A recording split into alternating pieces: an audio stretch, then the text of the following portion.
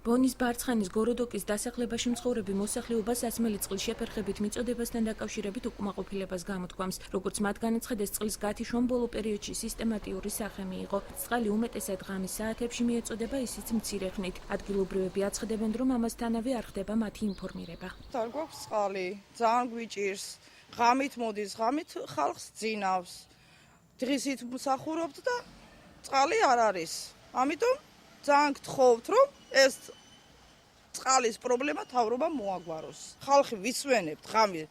სარეცხილ რეცხოთ, საქმე გავაკეთოთ თუ რა გავაკეთოთ. ღამის საათებში, ღამის პირველ საათზე და 5 საათზე ვის უნდა წყალი ეს. ორი დღეა წყალი არ გვაქვს.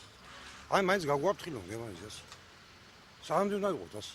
შეპესე ბათუმის წყლის წარმომადგენლობა აცხადებს, რომ წყლის შეზღუდვა მათგან დამოუკიდებლად ხდება და კომენტარს არ აკეთებს. მათივე თქმით, შეუძლებელია მოსახლეობას წყალი ალტერნატიული მილით მიეწოდოს, თუმცა ამ საკითხზე მუშაობას აპირებენ. აღნიშნულ ქუჩებზე სამუშაოებს მერიის მიერ გამოცხადებულ ტენდერში გამარჯვებული კომპანიები შეპესე ქეთურინა და შეპესე გზა ახორციელებს. კეთილმოწყობის სამსახურში აცხადებენ, რომ სარეაბილიტაციო სამუშაოების განხორციელებისას მოძველებული მილების გამო სასმელი წყლის გათიშვა ხდება, რისთვისაც ბოდიშს იხდიან. ბოდიშს მოსახლეობის წინაშე, რის გამოც პერიოდულად გვხდება წყლის გათიშვა, მაგრამ მინდა მოგახსენოთ, რომ წყლის გათიშვა ზოგჯერ არის გაუთვალისწინებლად, ასე ვთქვა, დაზიანებები რო გამოჩნდება და შესაბამისად ოპერატიულად ინფორმირებულობა ვერ ხდება მოსახლეობისა.